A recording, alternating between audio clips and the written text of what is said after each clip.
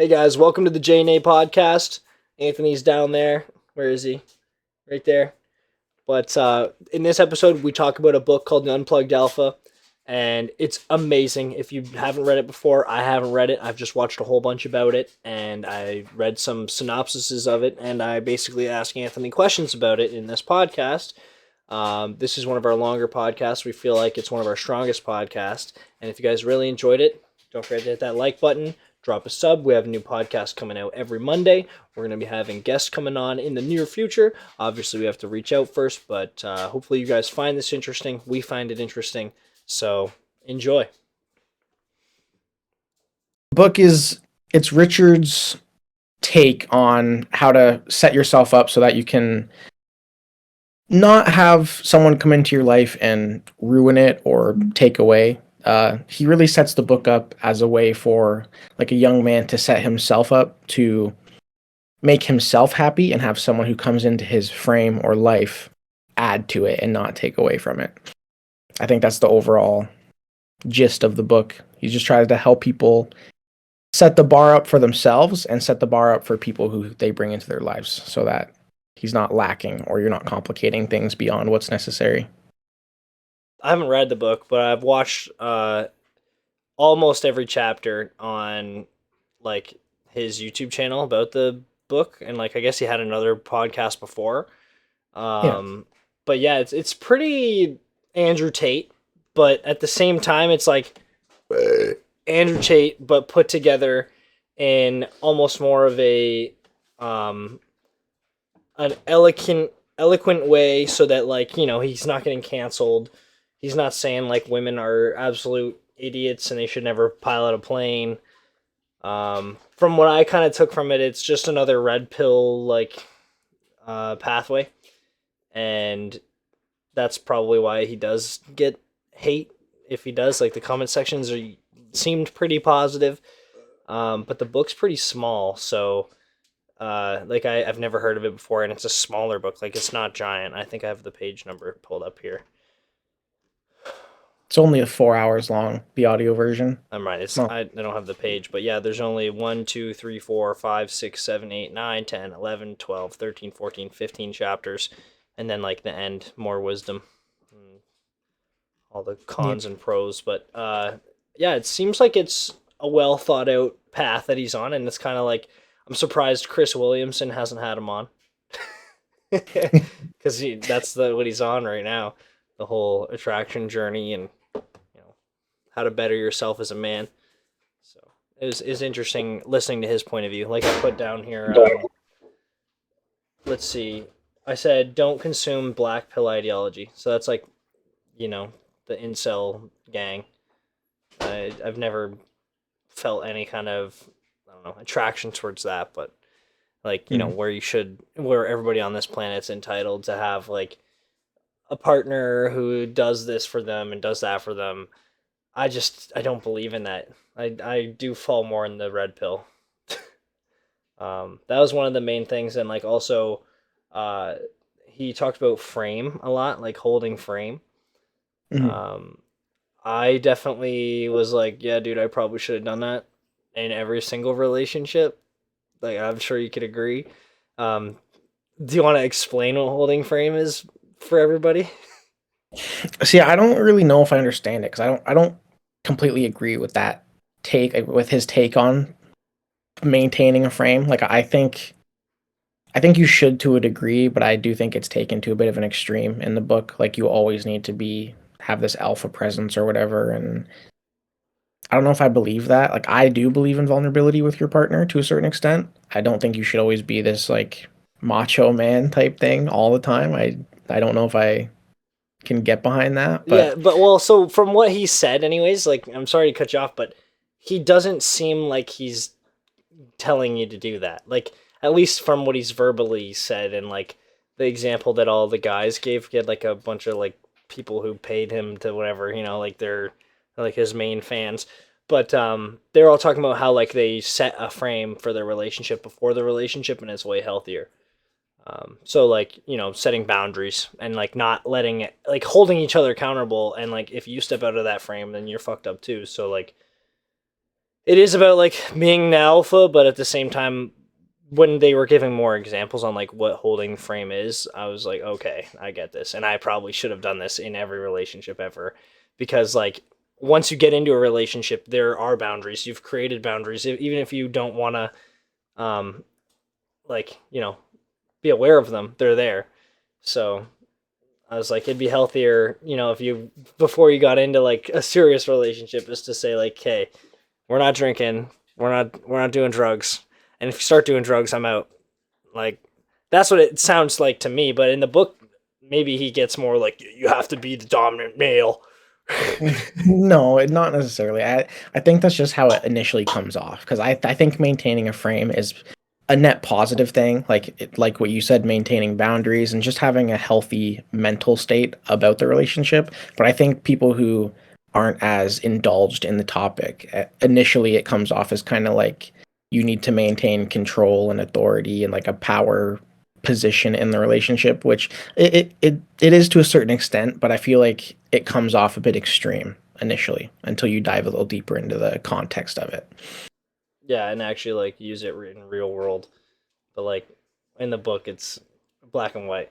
Okay, but I feel like he's on the right path. Like I definitely agree with a lot of the things that he's saying. Um, the one thing that I did find kind of like interesting is how old is he? Like what? He probably like what 50 something. Like Around there, late um, 40s. and I don't think he's said like I didn't catch if he has a wife or anything or kids. Like I don't know if you'd know. In the book, he said that he currently has like a long-term relation, like an LTR with a younger woman who is a complement to his life. It's Mm. essentially, yeah. See, and that I don't like. I don't know. I don't like that. That's not prevalent. Like I would have liked to hear like right off the bat, like yeah, this is what I have, because he always talks about what's the abbreviation? I'm brain farting, but it's like your attraction scale. Like what does he call that? There's like it's like an S something. SMV, social market value. Yeah, SMV. So he's like, you have to incorporate your wealth, like what you're doing right now, like to better yourself, fucking all this shit, like everything you could have possibly imagined. It's not just like face value. Like I think I'm a 7. It's like you add everything in, then that's out of 10. Um, and the way he like got his people, like his fan group, to introduce themselves individually, he was like, okay, so like tell me your height, your weight, your earnings last year, and your name. And I was like, okay, cool. Like I guess that's a good thing, but um, it would be nice, if they all had a relationship and a stable one, because like it doesn't seem like maybe everybody that he's trying to help, like that's why they're his main fans, is because they never had like a real relationship, like because he's trying to help you have a better relationship. Mhm. But everyone he in his audience sucks at having relationships. So like it makes sense that they don't have like a wife or kids, or like some of them were in 10-year relationships and they said they weren't really happy, and then they found him and it changed my whole life, and like I'm not with that bitch anymore, and they seem like, they're good people, but it's I like to think that Jordan Peterson kind of has it down, even though like people could say like he only has one itis. Like he just met his first girl, fell in love with his first girl, and now he's there, and like they're happy and they work on it, and then like they show vulnerability, kind of like what you said earlier. Well, I mean, like, is it one-itis for JP, or did he just get it right the first time? Like, Yeah, like did he set the frame and then like make the frame of the house good and then moved into it, and it's not something I don't agree with. With an example in the book that he gives is about maintaining frame. Is like his significant other in the book was into like dinner parties, and they had a dinner party where they invited some guests over, and the girl didn't get along. She was an energy vampire, and he didn't want to partake in those kind of activities anymore because of that kind of social interaction. So it caused a fight between them, and he enacted like a soft nex. He didn't talk to her for like 4 or 5 days until she came back to him and said, which "Yeah, is she's so an." weird.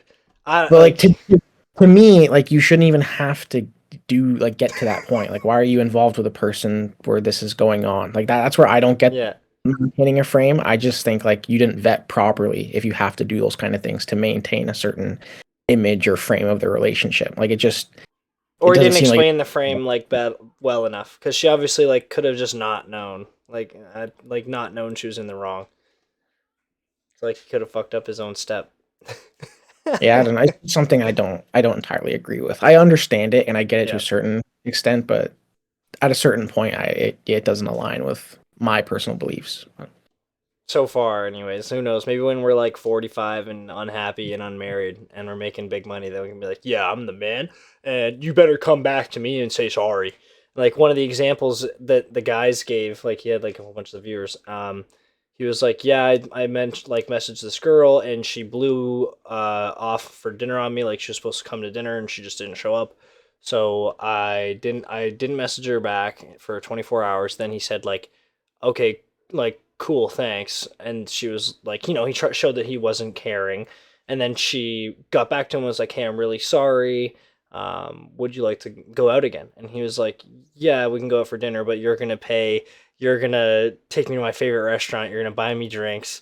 And she did it. So, like, I guess the example is a good one because, like, it worked. And then he's been with that girl for like 2 years now. And I was like, but that's just weird. Like to me, I don't know. Maybe that's because I'm a simp. I really like the stuff on simping too, because I feel like uh, simping is so easy to do, and like you just fall into it, and you just start simping. Like if you want Mm. to use that word, some people find it like a derogatory term, but the way he like describes simping is like commenting on girls' Instagram posts like with like all the good emojis like the hearts, fires, saying they're beautiful and shit. Dude, nobody responds to that. No girl is ever gonna like comment to you or send you a message like thank you for your love on my posts, like I love the hype. They don't do that. And he was explaining like why girls comment on girls' posts, and it's because they're trying to get all the other simps to click their posts instead. Because if they comment on a girl and be like, "Oh, you're so beautiful," like that person is now just marketing themselves to all the guys who are looking in the comment section, who are Mm. simps, and they're gonna just look. And I was like, okay, cool. And he gave Amaranth as like the perfect example, like the Twitch bitch who sits in Okay. bathtubs all day, um, and Yeah, just sits there.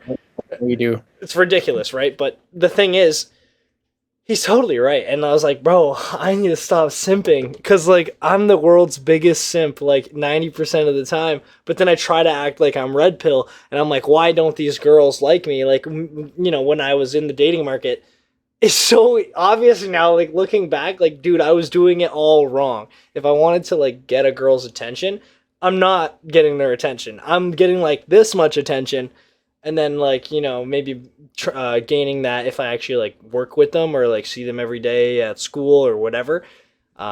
But I'm still a simp, so like I'm gonna get in a relationship with them, and it's not gonna be flawless, not a flawless victory. Yeah. So they could take advantage of that and take advantage of me, and that's definitely happened before.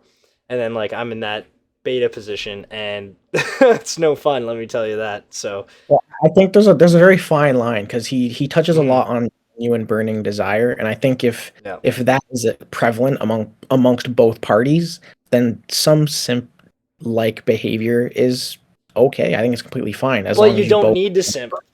Then there's no simping because simping is like you're trying to get their desire. You want them to desire you just by being like you're so sexy. But like, so I was gonna say, like, I'm glad you brought that up. Um, if you're willing to share your like current dating um experience that's going on right now, uh, I'm like it's more of an online, like you're using a dating app or whatever you use to like find these foreign girls.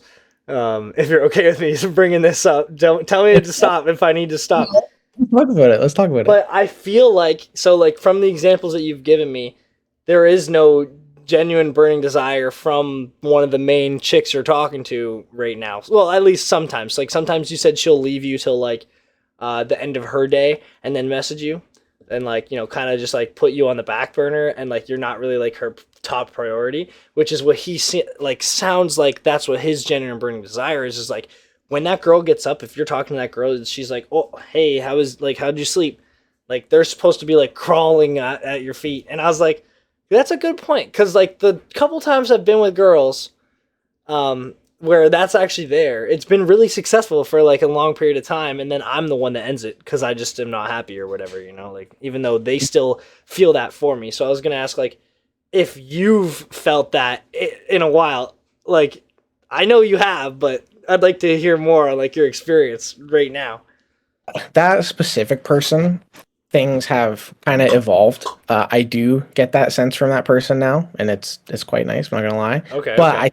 I think that you are correct in the sense that if you don't feel that like genuine burning desire, it's you're essentially wasting your time. Like I most people you don't feel that from, but I think it has a lot to do with the work you put in before, like the passive work you put into yourself of like making yourself more physically appealing, I guess wealth type of appealing and like Yeah.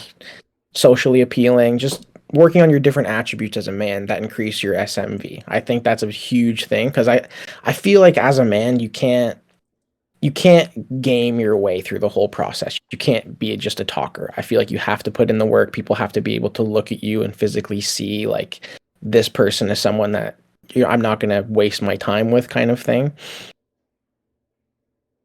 So, yeah, with that being said, I also think that the foreign girls that I do talk to definitely exhibit more of a burning desire. And I don't know if that's just because of the types of people who use the apps or whatnot, but compared to like local girls who I don't necessarily fit the demographic because I'm not of certain race or like have certain like characteristics or qualities that are ideal for my area. You don't drive I a de- truck.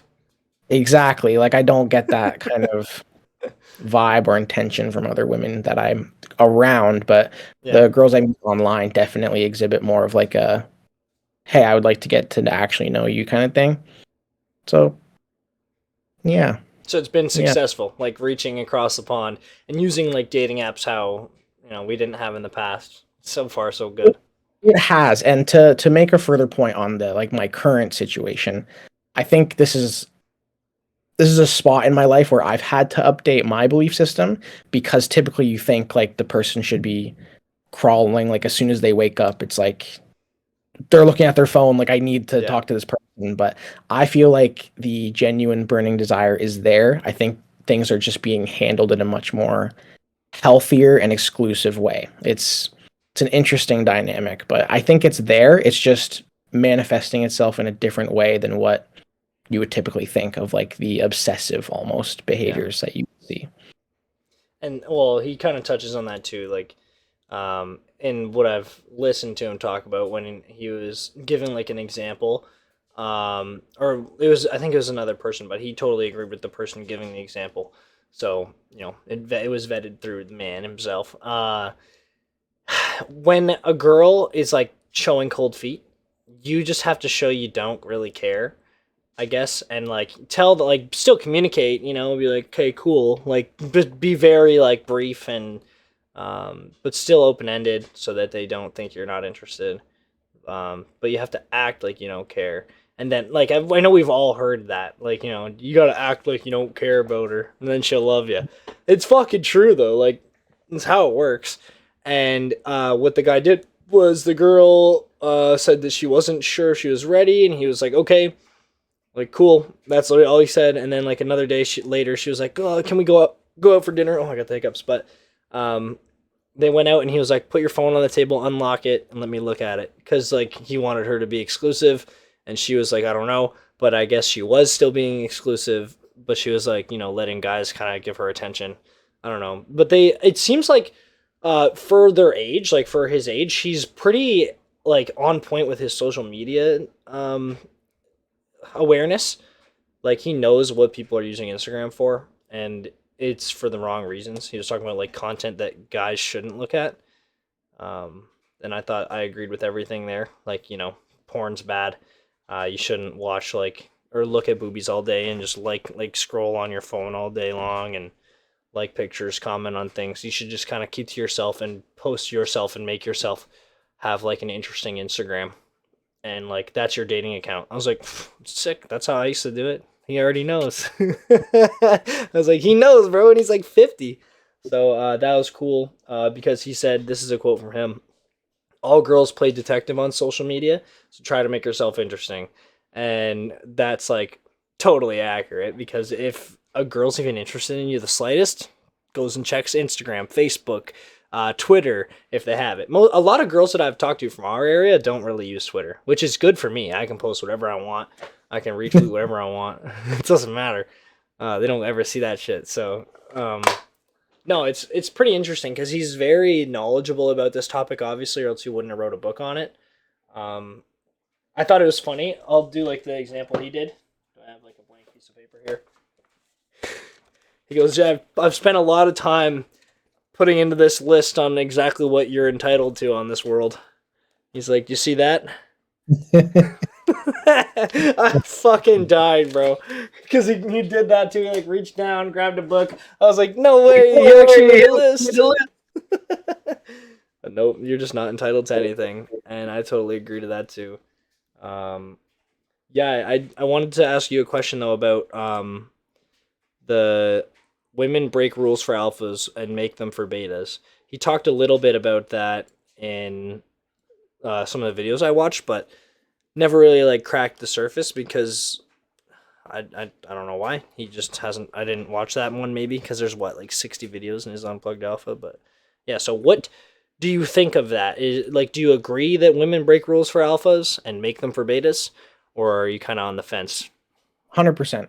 I 100% agree with that. I think goes hand in hand with the genuine burning desire. Like if someone has the desire to be a part of your life, they're going to break rules and make time and shift things around to make time for you and to be available for you. Whereas if they're not interested, it's just you're just kind of a plaything for when they're bored, if that even. So I definitely agree. And even from personal experience, like people who I've interacted with who aren't into me make rules, and people who genuinely have like this burning desire, they break rules, and it's almost like a weird obsessive type thing that they just want to be in your life, and it's a whole totally different ball game. And once you've experienced it and you know what it's like for someone to break rules and have that kind of burning desire for you, you can spot it from a mile away. Like it's not hard to differentiate, and it becomes easy to set that standard of not allowing yourself to simp or chase people who aren't interested in you and waste your time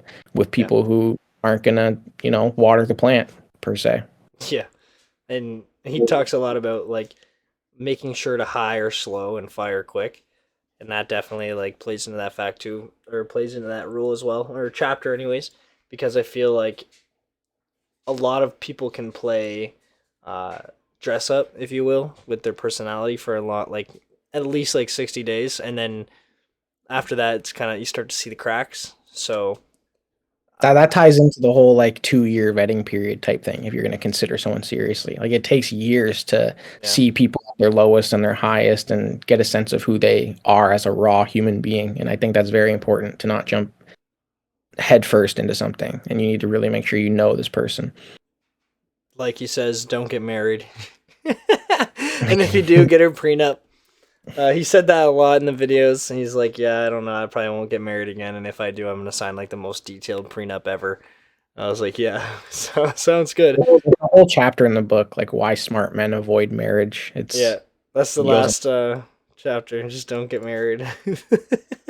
it's so high risk for men and so low risk for women, right? Like Yeah. it's a daunting endeavor to partake in, and Well, I you see it understand. with Bill Gates and like Jeff Bezos. Dude, they're both their wives. Like Jeff Bezos' wife divorced him, and now she's the richest woman on the planet. Yeah, Just because she married somebody and then divorced him. Easy dub. He also interesting thing. says like, "Oh, you go." No, like the long-term successful marriages that I've seen where like people stay together, it seems like either the man gives in to the woman and does her bidding or whatever, kind of gets betatization by 1,000 Yeah, concessions, yeah, kind of get he's susceptible to that. It's either that or it's the flip side, but it's kind of the tyrant and the slave dynamic where the woman is like literally the slave to the man, and yeah. that's what I found. I don't think I've ever seen a long-term healthy marriage where it wasn't one of those two kind of more toxic dynamics, which is interesting to think about because everyone wants to get married, but it doesn't seem like it's actually that beneficial to either people's lives in the long run. Yeah, it's like the oldest form of consent, like what Jordan Peterson has touched on, like recently, I guess. Um, but that's how you used to give away your. Oh, big sneeze! Jeez, that came out of nowhere. But you used to like give away your daughter's consent, like for her, and they would just get married, and then you're with that person. Oh, and I'm yawning too. What is my body doing? Well, it Um, was transactional. It was like a business yeah. transaction. Like here, my family's rich, your family's rich. I'm gonna let your son fuck the shit out of my daughter, and now we're married. There you go. And now our families are more important than they were like apart. Um, and we totally skipped all the steps that he kind of has in his book. Like, there's no vetting process. It's just, hey, what's your family like? I don't give a shit if your marriage is successful. And like, now that you're kind of thinking about it, I think I only have like one good example, and that's like my aunt and uncle. Um, because they both kind of like they both play their part, and they always have, as far as I know. There's probably like family secrets that I don't know, but Yeah. like real deep personal shit. But When it works, it's beautiful, but it's so yeah, exceedingly and rare that they were married at like 18, and he was like 18. Or sorry, he was like 20, and she was like 18. So mm, it's like first, it's like the one itis, right? Like if you want that's to kind of talk about a that, VP situation. You just got it right the first time. yeah, As right as you can get it. yeah. He had like those love dog eyes or whatever the dog eyes. He was like, yeah, I'm totally in, bro. Puppy eyes. There you go. Dog eyes. What the fuck? I like the fact that he has merch now too, and it's like no fucks given. That he calls it the NFG shirt, and that's another piece of like acting like you don't care, and that I find that hard. I've definitely like I'm just a simp, and I'm not like a red pill master yet. Trying to become better and trying to like challenge my thoughts and actions when I do them because I still have those tendencies. I've definitely made like my relationship healthier because I've changed the way I communicate. Before I just wouldn't communicate, and I'd be like, like what you said, like somebody bows down to somebody, and I'd always just be the guy that's like, whatever, let's do whatever it takes to make the girl happy. But now I'm not doing that. Not a chance, bro. Like I'm like, hey, I will make you happy, but we have to make each other happy. And like these are the boxes I want to be in. And like if you don't do this, I'm gonna be very upset with you.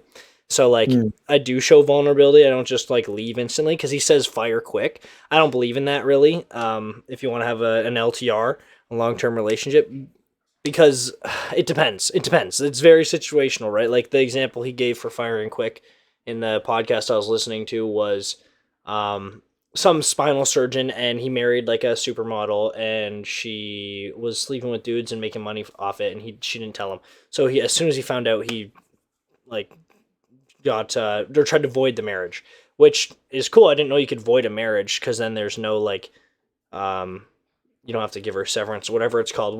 Whatever it's called when you owe money to Al- somebody. Alimony. Yeah, so when you void a marriage, it's like it's that marriage never happened, and it has to do with like a very specific reason. Like I'll try to pull up why. I'm just gonna ask like voiding marriage because it's very rare, but it happens sometimes. So an annulment is a court order that says that your marriage did not exist or was not valid. This is different from a divorce, which ends a valid marriage that previously existed. So one example is void marriages are not valid where the parties blah blah blah. Within the prohibited degree of relationship, for example, the family relationship is too close, such as a mother or son or father or daughter, sister or brother, aunt or nephew. So that's one example. It's like if you're Mm. married to somebody and you didn't know they were your sister, you can void the marriage. So I thought that was pretty interesting, but at the same time, like it's just like with every argument, you can grab supporting evidence for whatever you want nowadays, and Yeah. I don't know. I'd say very circumstantial. Like, yeah, if you're with somebody and they're like a piece of shit and you just found out, like the whole time they were pretending to be somebody else and now you're like already together for like 10 years, might as well just fucking leave them instantly. Because like you just found out they've been playing this game the whole time. But Yeah. like, if you're with somebody and you guys both love each other and it's for the most part healthy and happy, like try to fix it instead of getting out of there. Because I don't know, like I've done that before. I've definitely left somebody too early, and then I'm like I regret it, and then I go back and see like that's just like simp behavior though. Like I just let them crawl back in. It's like yeah, sure, it'll be better this time, right? even though I don't change anything and you don't change anything. Let's try it Yeah, again. you know. Yeah. No, I do like Rich.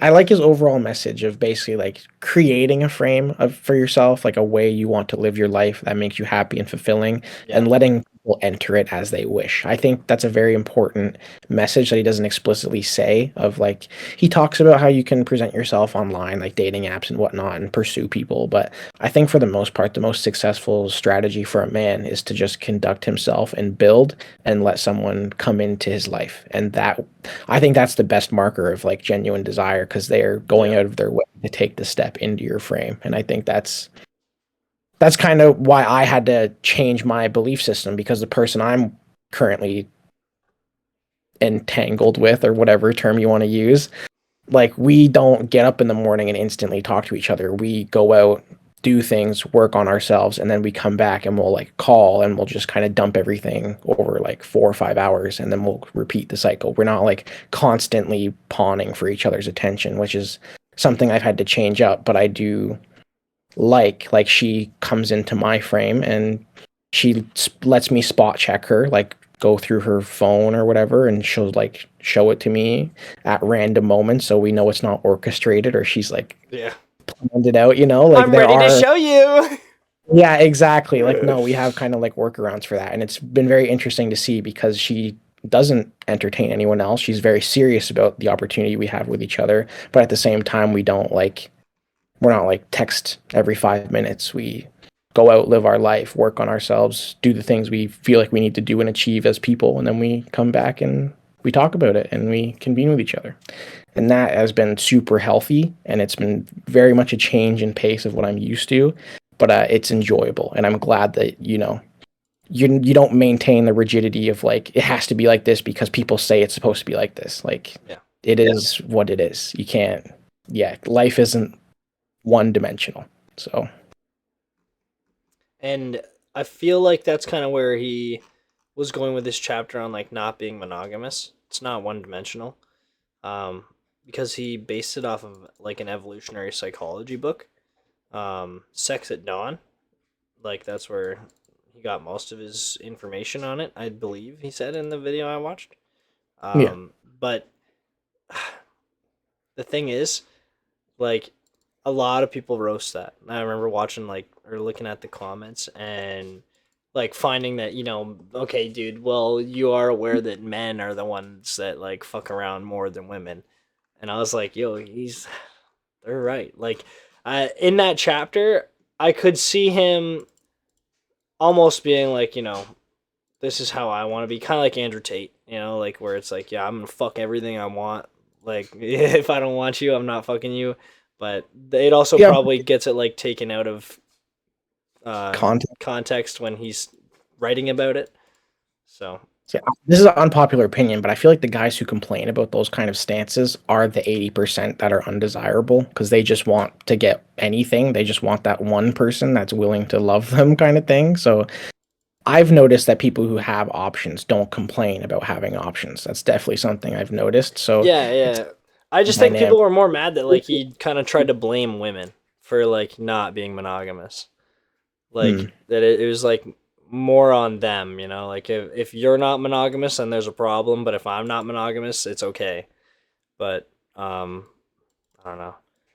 I I feel like he was trying to describe the dating strategies, but at the same time, I guess they're both essentially very similar with hypergamy, and then men just want to conquer as many lands as they can type thing. So I Mhm. really don't think they're that different at the end of the day. But I have also heard from other people, aside from what you just said, that he comes off as very like derogatory towards women and like only I feel like only for like sex. Like when he's talking about the sex, you can really tell that he like believes that it's the man's game and like girls just give us permission to play it, if that makes sense. Because like that's the thing though, they really are. Women are the gatekeepers to sex, and like that's I will never bow down to like anyone who believes any other um, theory because it's evolutionary psychology. Like they've always kept the gates closed, and you have to meet a certain criteria to open the gates of the magical vagina. And if you can open those gates, yeah, you're in. You can play as much as you want and whenever you want. as long as you can keep opening the door or the gate, whatever. And like now you're noticing that like the goalposts are shifting. So women are attracted to more women now than they ever have been before due to the birth control pill. I found that insane when I learned that. And it would have been nice if you kind of added that in there as well. So like I feel like a lot of the time right now in today's society, because like he wrote the book like just before or during like the start of COVID when it came out. So like even now, dude, time has changed so much. Like it's 2023. It came out what 3 4 years ago, Yeah. and like I bet if you did a poll, hey, what are you? Where do you align on your sexual orientation? I bet a lot more people are like gay, bi, trans, LGBTQ2S plus community than the last 3 years.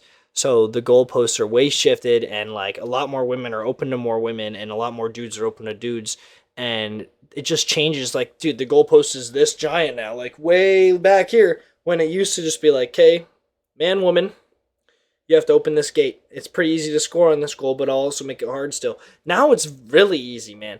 Like, if you want to have sexual intercourse and be casual about it, I feel like it's way easier than it's ever been.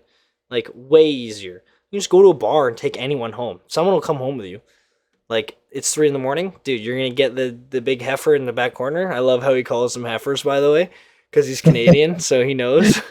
Like, he calls the big ones heifers, and I'm like, oh, shit. He's a man. He knows he's a Canadian man. Doesn't surprise me, but yeah, it's.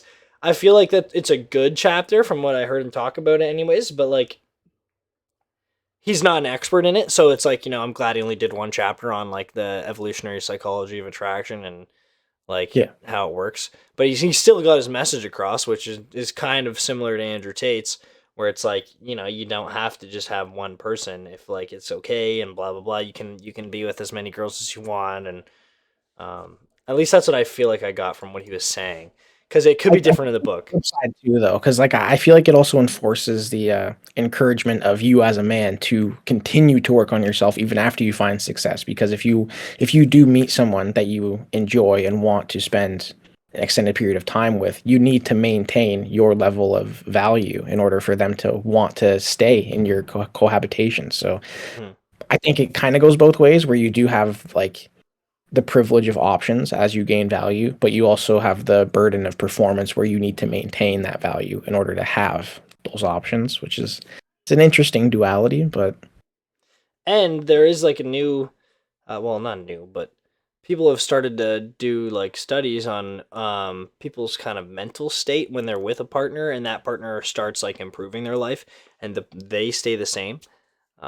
They start to feel like insecure, anxious, like all these different emotions because that's natural for a human, I guess, to like feel uncomfortable when your partner is starting to outshine you in these certain areas. Like if you're making way more money, if you're getting more attractive, like we're hitting the gym, taking care of what you're doing, what you're dressing like. Um, hey, people are more attuned to like their social value than they ever have been. Uh, I feel like they can take it personal too. If your partner is improving themselves and increasing their value, you almost feel like it's because they want to shoot higher because you're not good enough. I find that to be a common insecurity that people have when their partner is doing better. Like I've noticed that it's almost common or expected that when you get into a relationship, you almost lower your value. Like you let yourself go, and if you don't let yourself go, then your partner typically has an issue. Kind of like what you just stated, they get insecure, they feel like they're not enough, or like they feel just insecure. I guess there's no really other way to say it, but and I feel like now with the scientific awareness of like how easy it is to kind of stay in shape and like supplement yourself to be healthier, um, a lot more people are hitting that grind and then they're like leaving their old partners behind. If I That's just a huge assumption, but I'm just assuming like kind of how these guys in his chat, like all his main fans, they've come out and been like, yeah, I was with somebody for like 5 years, we were married, and then I just realized it wasn't for me, and I wanted to better myself, and I've started like following your playbook, Rich, and now I'm here, and like I get like a different date, like they're like casually enjoying sex and like date in the dating market again. They're like 47, So it's interesting because like they're trying to work out more. They're taking like testosterone, which he talks about that too.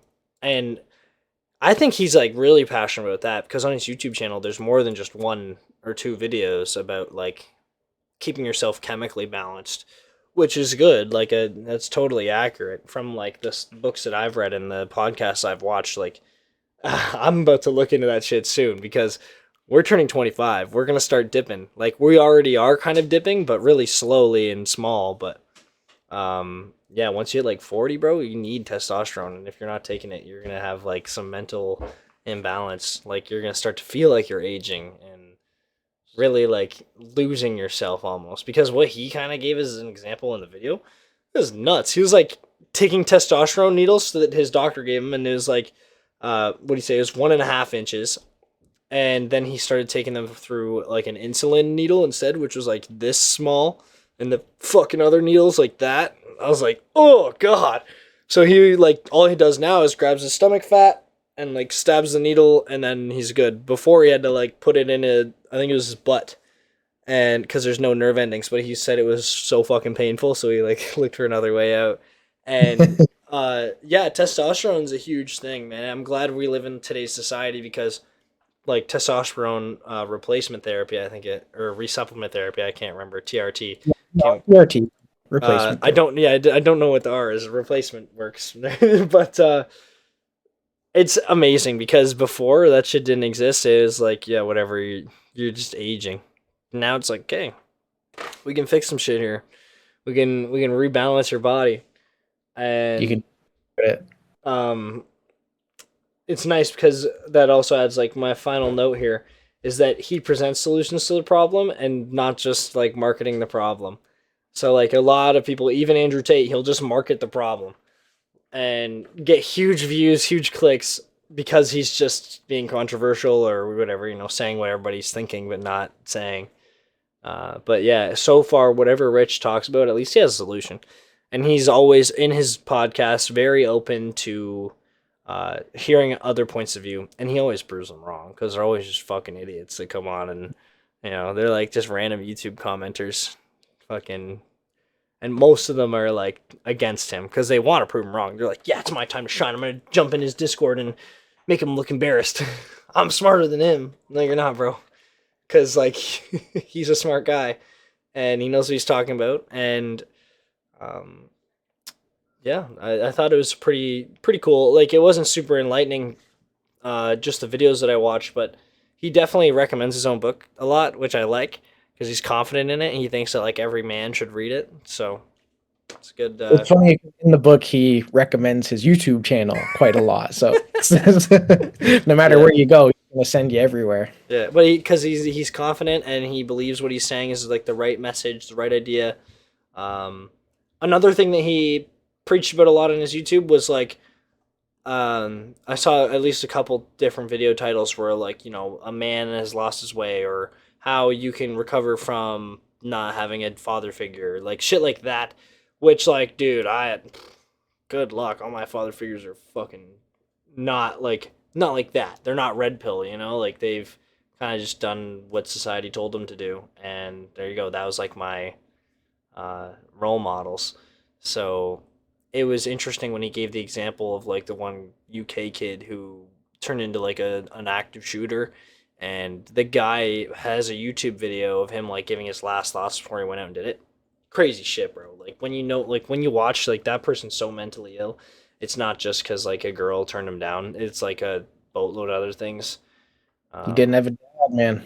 yeah, and it was one of those things because he didn't have a figure to look up to that actually like challenged him and called him out on his bullshit and like taught him the way almost, like you have to learn the ways of the Jedi to become a Jedi. You can't just fucking I'm a Jedi. Why doesn't anybody want to suck my dick?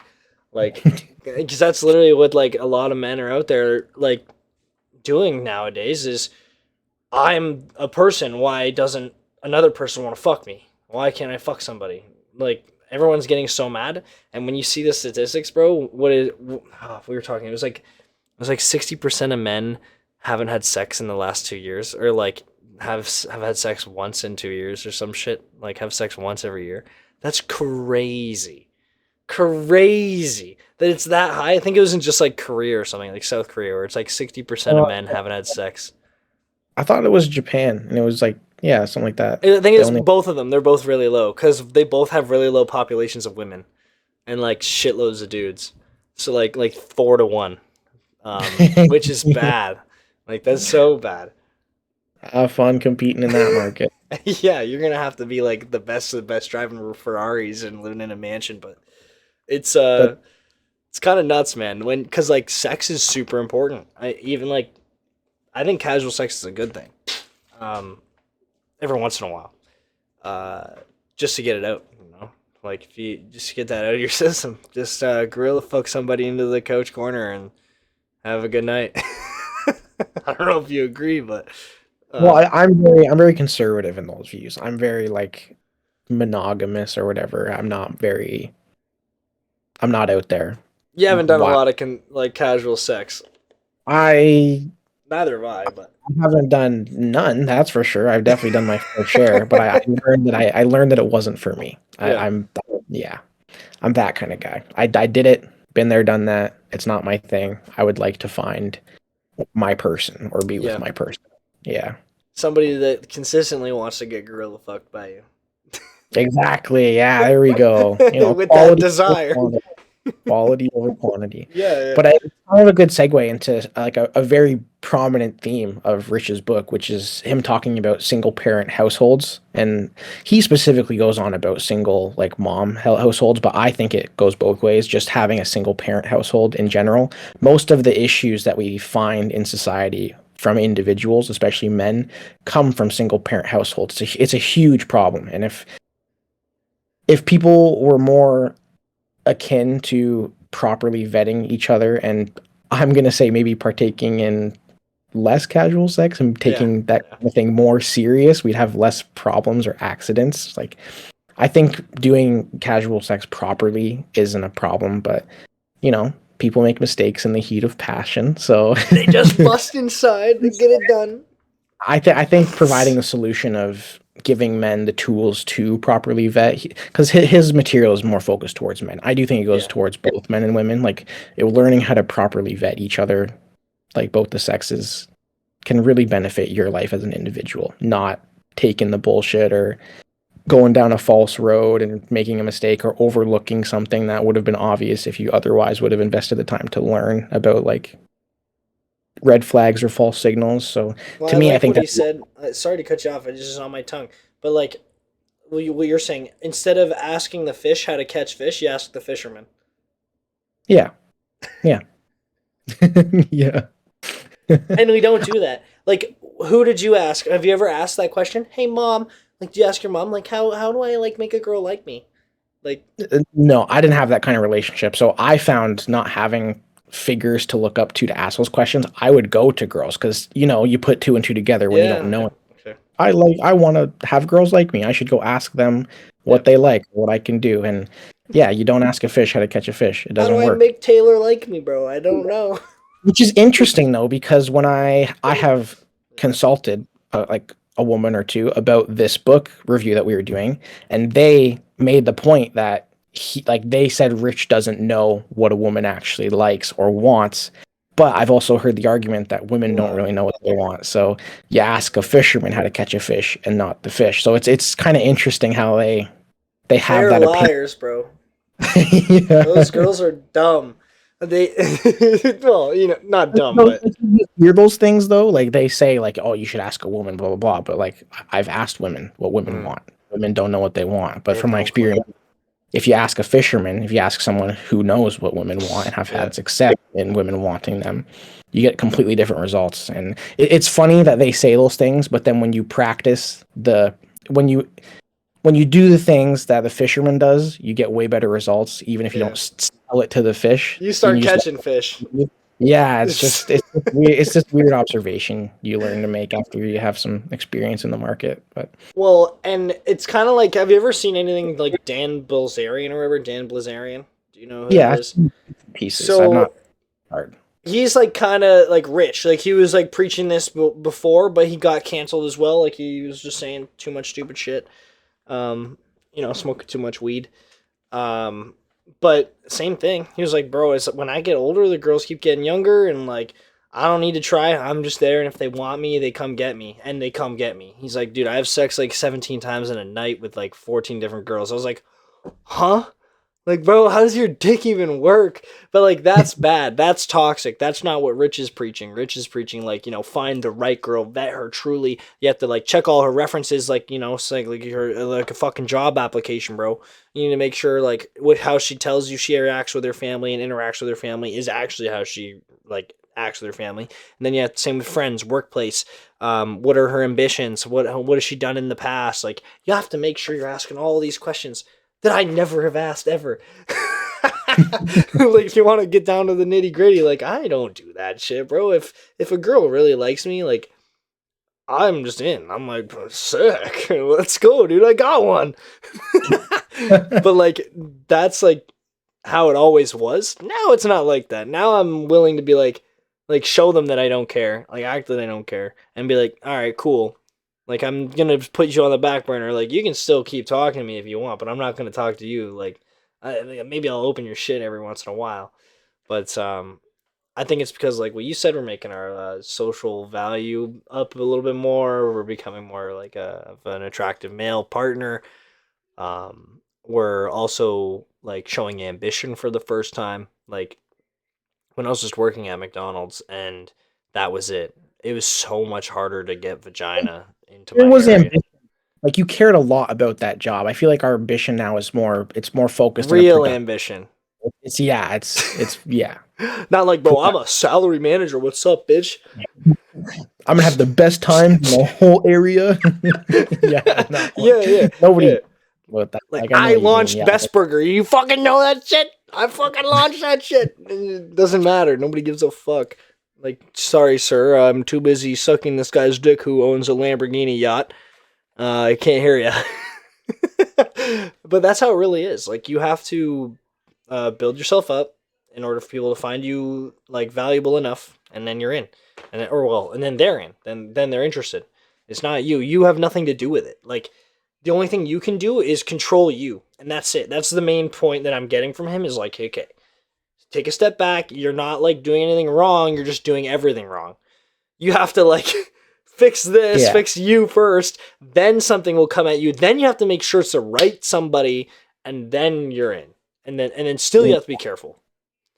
Like, still you have to keep vetting them, making sure they're actually who they are. Like, um I'll give another personal example. Like, you've done this too. You've moved in with a female who you thought you like loved. You've definitely told a girl you love them, even though like we're both emotionally 100%. Yeah. but like, it's a trap. Once you move in with somebody, bro, you know. Then you're like vetting them every day, and you see like, okay, this is the behind the scenes that like I didn't get to see when I went to go see the movie like the first 300 times. Yeah. Now I'm at this like behind the scenes, and I'm like, whoa, what the fuck? There's a lot here that I didn't know was here. It was just like kept in the dark, which is really cool because the last relationship I had that she moved in didn't last long after she moved in. I was like, I fired her quick. It was done. And I did my vetting though. Like, I enjoyed that person for the most part. It was a happy relationship. And then when we moved in though, it was like, nah, dude. You're totally different. You put yourself in this box, you're over in this box. Like, Yeah. get out of here. And so that's where we are now. I'm in a mostly happy, and like we show vulnerability, we work on each other. We don't communicate as much as we probably should, but like it everything's a work in progress, and that's why I think I like what he's telling people, because it's not just easy. There's no win. You can't just wake up, drink this water, and now you lost 10 pounds. Like, there's no easy wins, bro. It's all hard work and suffering, and then you get the payoff at the end, which I like. Because, like, everybody we watch, like Joe Rogan, Jordan Peterson, all the big boys, they're all preaching the same shit. Jocko, everybody. Do you notice how they're all Jays, bro? What's going on here? We will join them one day with the Yeah. Jake, We got a J of our own. We're trying, bro.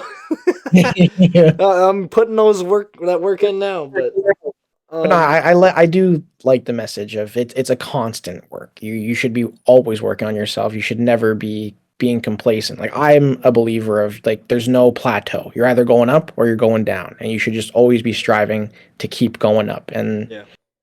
I don't see a problem with that. I think a lot of men would benefit greatly from just having an open ear to other men who have had success in our lifetime, in our social environment, and what we all deal with in our current day and age. And I like that he says, like, he gets that comment a lot. How do I meet successful men? You just have to put yourself out there. He was like, bro, go join a martial arts of any kind. You're not going to find any losers there. And if there are losers there, they're gone in like a month. I was like, yo, good point. And I was like, that's why I really like soccer, because the losers get to sit on the bench. And everybody who actually likes to play the game and win the game are on the field. Like, and that's where we always are. So, it's, you're with other people who also have these goals. Like, there's an unspecified human being who as well. We've grew up with them, but no matter how like much I might criticize them, they're still on like a good path. It's not like they're just different, like a little bit more of a piece of shit in my opinion, but still he's a good piece of shit. So it's like, fuck, man, you can't really argue like that. Joining a team or a sport or like something along the lines of competitiveness is a great thing, and that's kind of being like fed away from the kids. Like he talked about participation medals, which where we talked about a bunch on like one of our previous podcasts, and he's with us. He stands in like, okay, they're shit, and everyone being raised on participation medals has no value of like what it actually means to lose and what it actually means to win. So when they're put out into this world and you lose for the first time, you're like soul crushed. Everything's over. You're the most biggest piece of shit on the planet. Like, oh my god, I failed. Well, I'm so distraught. But like, we lost, and we lost in big games, and we know how to lose. So when we lose, it's not that bad. We just kind of, okay, let's win the next one. GG's, Take go next. Yeah. And like video games can do that, but you still win because it's instant dopamine, and like you no matter how many games you're losing of Overwatch, you still think you're fucking great. The only way to really get that sense from a video game is if you're like you compete hardcore. Like if Yeah. you're at the top of the top when like your rank doesn't matter. You're Yeah. competing with the best of the best. You're on a team, or like you're in real tournaments, like invitation tournaments, and Yeah. but like for with any sport though, anything in real life, you can just go sign up and you're with a bunch of people who have like similar goals as you, or they've already done everything you're trying to do. Like in men's league in Belleville, there's a couple guys who like make good money and like own businesses, and like they're the guys that put the teams together. Like Thomas, the guy, like the fucking coach, kind of a sick dude. Like he's actually knowledgeable about the sport and about life. So like it's nice when you get to meet those older men, and they fuck you in the ass like Michael Jackson. It's just like that's what you want. Like I'd let my role model touch me. Like I don't care. I'm learning from him. like like it's like what Schultz does. Like Andrew Schultz, man, that's one of his jokes. He was like, dude, if Michael Jordan fucked me, I would be like, yeah, Michael Jordan fucked me in the ass. I bet you can't say that. Like it's totally valid because you just want to be like around your role models or around people who are successful, and then you can learn off them. And people aren't doing that enough. Like even going to college, it's been pretty eye opening. There's dude, all these successful females, they're everywhere. There's so many of them, like in the education sphere. I'm like an outlier, dude. It's gonna be so much harder for me and like for you to succeed in the like fields that we're aiming at because we're dudes. We have a different chromosomal build than they do, and like there's just so many girls in this field of psychology and like health sciences in general. It's kind of wild.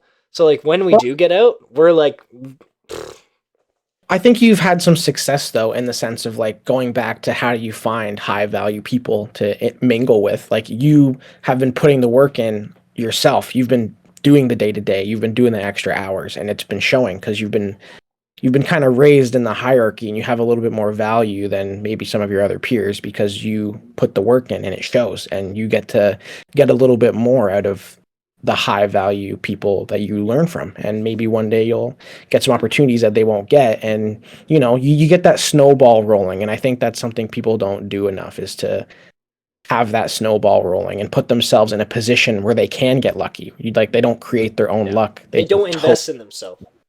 Yes, exactly.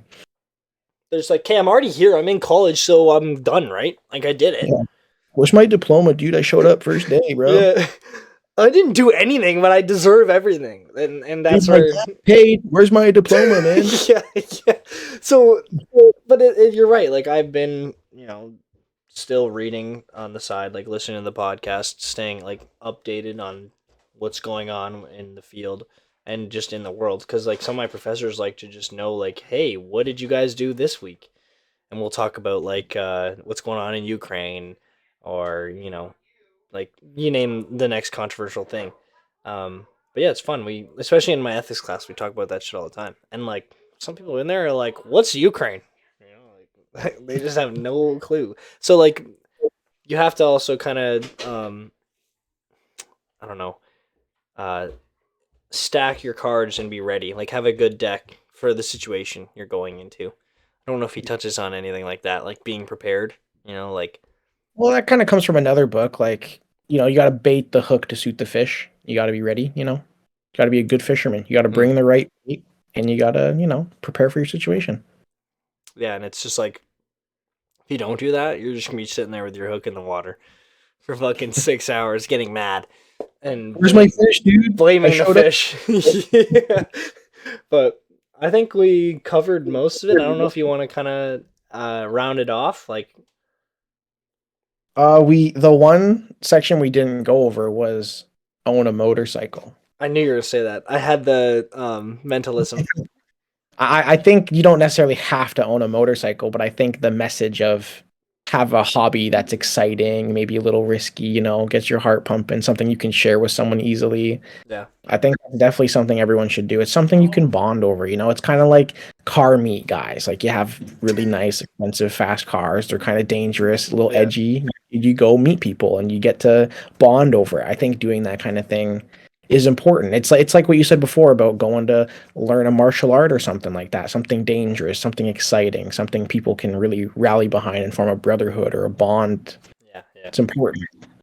And like some of the criticisms I thought I saw about that chapter, but the own a motorcycle, they were like, "Bro, I don't want to own a motorcycle," and I was like, "What? Then just don't." Like, because like what you said, just do something else. Like everyone Yeah. takes everything so literally. It's so funny.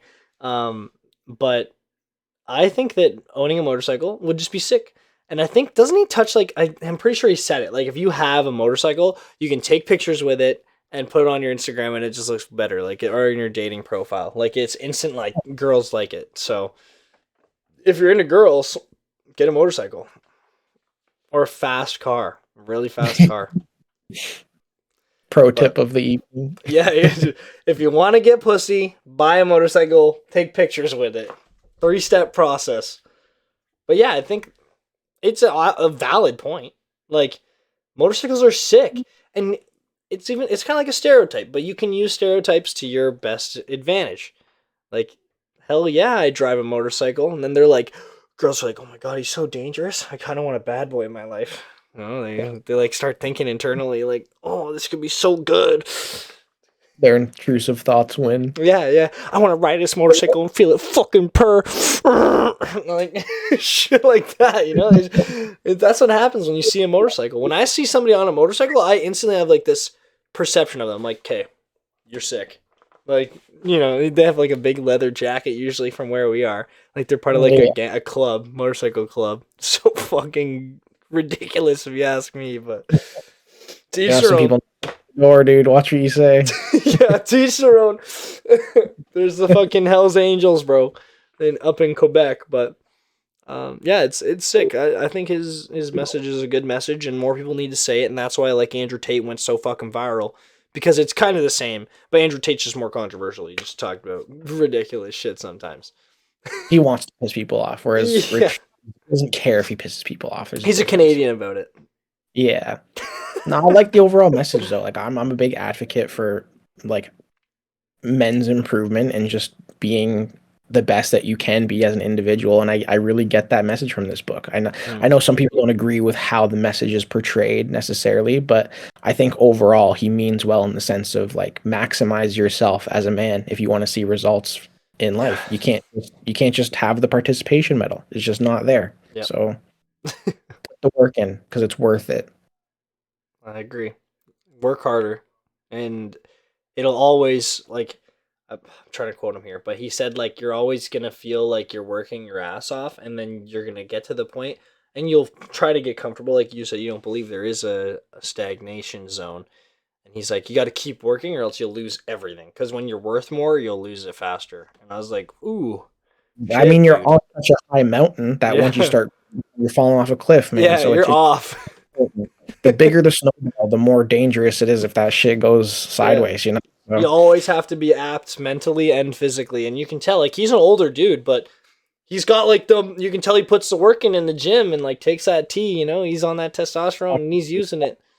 a lot of the work that you see, he puts in beforehand. I think that's like the biggest thing with attraction in men is you can't game your way through a relationship. You have to put the work in, and people have to see that you've already done it because Mhm. they don't want who you currently are. They want who you can be and who you have been. They want to Yeah. see that you have put in the work. You're not all potential, but they want to see that you've done some shit and you're willing to do more shit. They don't care necessarily about who you are right now. They care about the investment of getting in you like in your frame and in your life.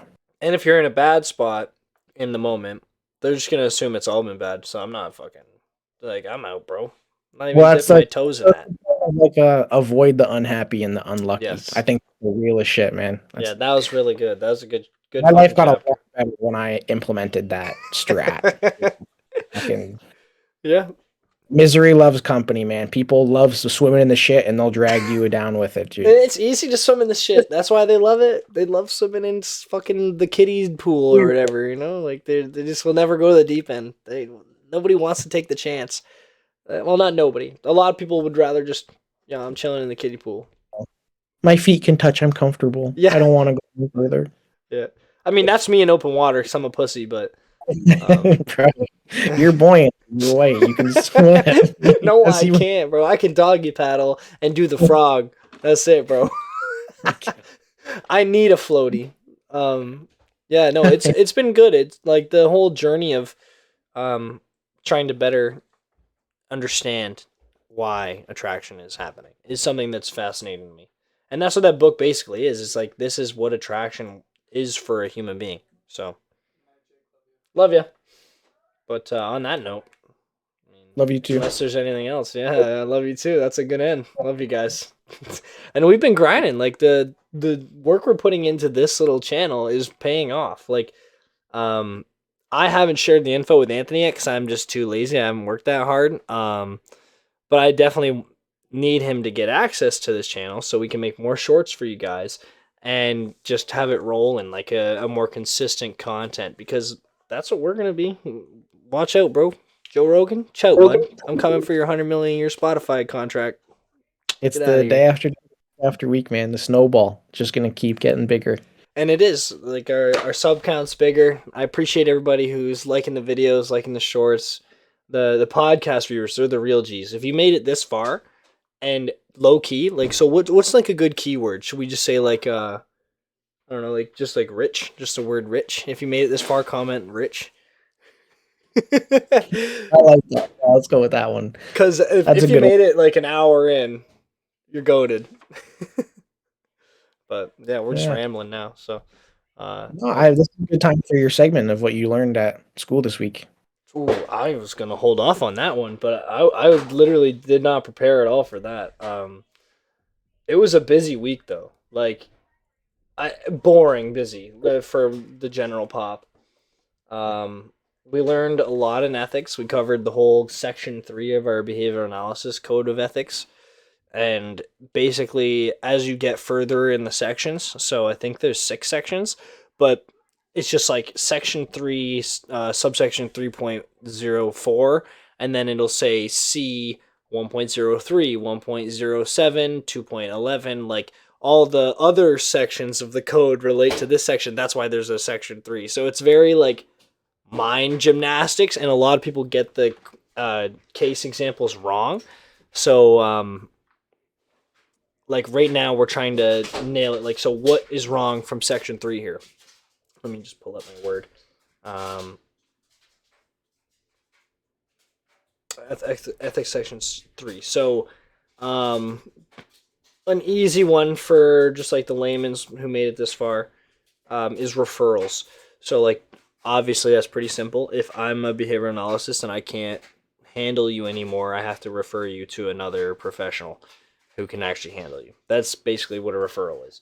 And it goes C 1.05, 1.11, 2.01, 2.04, and 2.10. So all those other ethics codes are why a referral exists. So like people will be like, if the answer is referrals for a case example, they'll be like, oh, maybe it's 1.11. It's like, no, we're on section 3 right now. You have to find like what section 3, like code section 3 is the actual like ethical violation, because you could say it's 1.11, but then you're getting like 1 out of 5 marks. So we have a test coming up this week and it's on section 1, 2, and 3.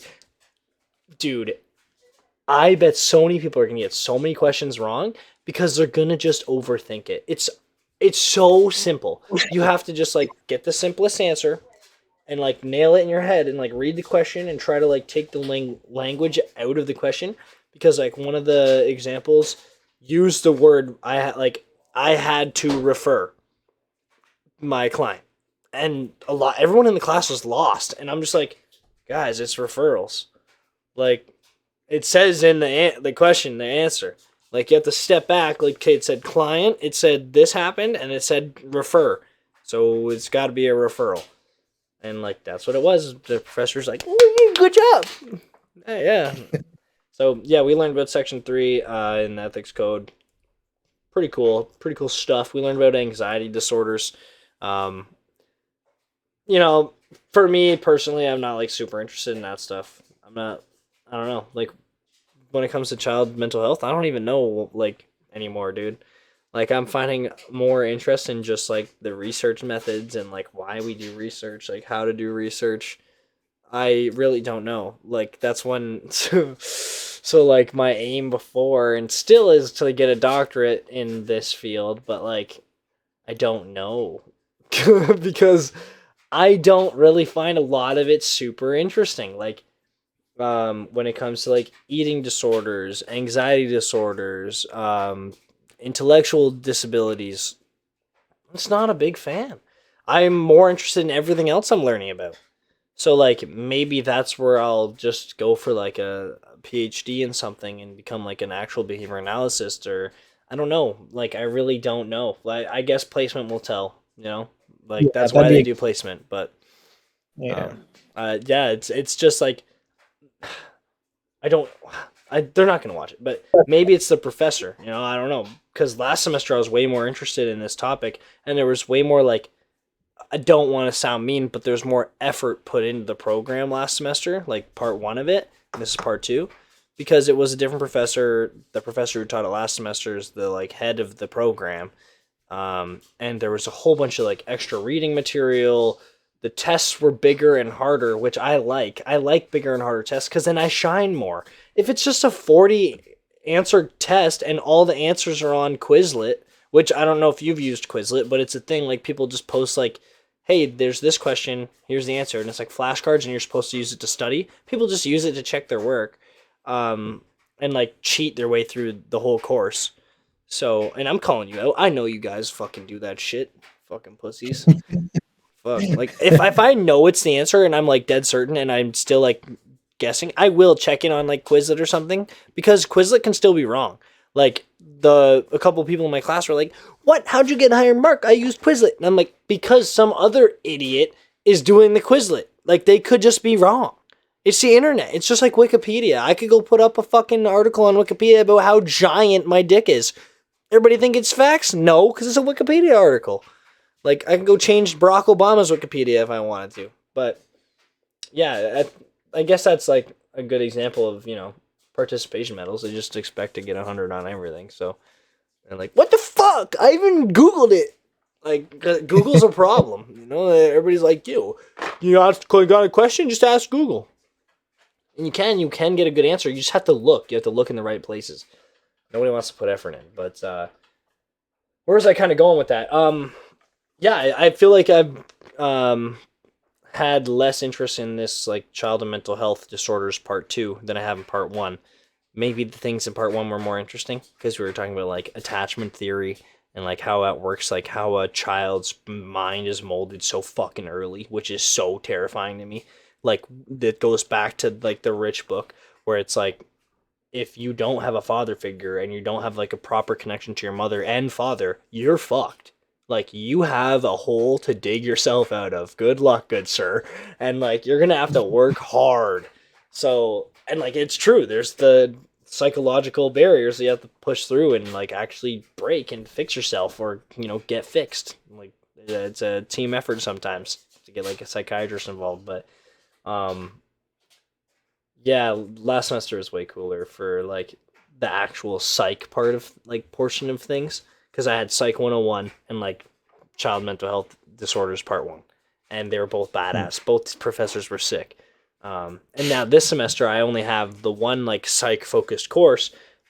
Excuse me. Then I have ethics, research methods, behavioral analysis for like that's kind of psych. It's psych, I guess. It's psych.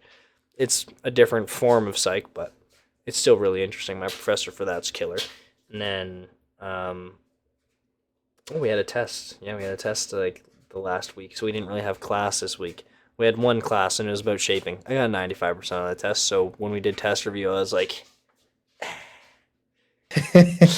I called you. That was the day I called you, Anthony, and I was like, that was the day. Yeah. The professor was like, I think the highest mark was 113, and I was like, dude, I got 114. She forgot me.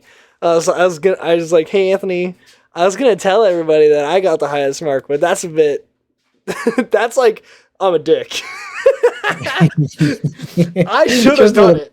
I should have done it. I could have got away with it because I'm fucking Jake and everybody knows. They're like, yo, he's smart anyways. He's probably the guy who got 113. But if I corrected her and said 114, everyone would be like, oh, what an idiot. No. We don't care how smart you are. But yeah, it was good. A good test review because the 3 hardest test questions. So she's sick. She does like statistics and everything. She'll break down like these were the easiest questions, medium questions, hard questions. And there was 3 questions that I think she said like 50% of the class got wrong. Got all 3 of them right. I was like, get fucked. I was like, you guys probably went to fucking Quizlet. I didn't. Yeah. No, the one question though that was really hard was the only question I jumped into the mic because she's in Microsoft Teams, just waiting until like someone jumps in and asks a question. I jumped in and I was like, "Hi, Professor Lynch, I have a question." She turns her camera on and I was like, "So, this is like my notes in class, and this is the question. So, like, the question was, does a stimulus or does something with a discriminative stimuli, which is something that has the potential for reinforcement, like is a good thing, does that cause behavior to happen?" So the wording of the question is like, does it cause? The notes say that a discriminative stimulus evokes behavior, so it makes it more likely to happen. So no wonder all these the rest of the class gets it wrong, because they read it, they're like, yeah, I remember that in class, true. And it's just a true or false that everybody got wrong. I was like, what? Dude, she like made sure to nail it in too. Like, it doesn't cause it, it just makes it more likely to happen. So I felt pretty good when she was like, that's the hard one. And I was like, it wasn't that hard. Detail there. But yeah, it was really good. It was a good week for the behavioral analysis class. And then shaping's really easy. It's just like when you teach somebody to do a new behavior, but you're only allowed to like teach them to do that new behavior. You can't like throw in new shit. So like she made us do an example of how to do a handstand, and she made us work with our partner, like who's sitting beside us, and the girl who is sitting beside me is like a diver. Like she used to dive. She still does. She teaches people how to dive. So I was like, sick, you know how to do a handstand, right? And she was like, yeah. And I was like, all right, tell me how to do a handstand. And I was just there like scribing. Because I have no fucking idea. I've never even tried to do a handstand. I'm white. What do you think I'm going to do? I'm not a gymnast. But yeah, it was pretty cool. So like, you can't teach them how to do a handstand and do a backflip. Only handstand, then you teach them how to do a backflip. So like that's like shaping. You have to shape somebody's new behavior, which we do it all the time. You know, like when you train somebody at McDonald's, you're like, okay, now you grab the rag meat from the freezer, 8 patties, and then you drop it, okay, like this, and then they do it. That's one behavior at a time. So yeah, everybody does shaping. It wasn't like super big. The textbook chapter was only like 6 pages. The rest are like 15, 20. What else did we talk about? I didn't really talk about much because I had one class like was just, okay, here's your assignments. That was like my English class. And then I didn't have gen ed because it was reading week for the rest of the college. Our program goes on reading week when like March break happens for the high schools and public schools, because then like when we're on placement, we're out of school. So, you know, we're not going to have 2 weeks off. So they're like, here's your reading week when the kids are on March break. But I did a blog response. I sent it to you, I believe, over Discord too. But I don't really want to get into too much of it because it's about the Don't Say Gay bill in Florida and like the states where they're trying to like make it illegal for you to teach people under the age of 10, so children, about like LGBTQ2S plus, and like the sex education that you will teach to kids under 10 is literally like biological sex education. Like, here's a penis, here's a vagina, this is all the parts to them, this is how you have kids, this is how it happens. But like, I don't know, do you remember when we had our first sex ed class? Like grade fucking 6 or something? So how old are you then? Like 12? Yeah, Like 10 We to didn't 12? BTQ though. That wasn't a thing for us back then. At Yeah, least not for. the alphabet soup didn't exist yet. This is still on the shelf, bro. Nobody opened that can. Now that can of worms is fucking everywhere. There's a new letter every year. It's yeah, it was a very controversial blog response, but that was the whole point. She wanted us to respond to like another classmate's blog. My blog was about the struggles of porn addiction, and she gave me 100 on it. Fucking nailed it. She probably gave everybody 100, but you know, because it's human sexuality, you got to be super inclusive in this class. So if you don't, that's the participation medal class. I'll finish that class with like a 98. Like, the only things that take my marks down is the test. If I get like an 85, like, which is my last mark on the last test, because some of the questions are just weird, dude. I was like, that is the answer. What the fuck? And then I go check the notes, and I was like, I guess that's the wrong answer. I'm fucking dumb. But yeah, it was a good week.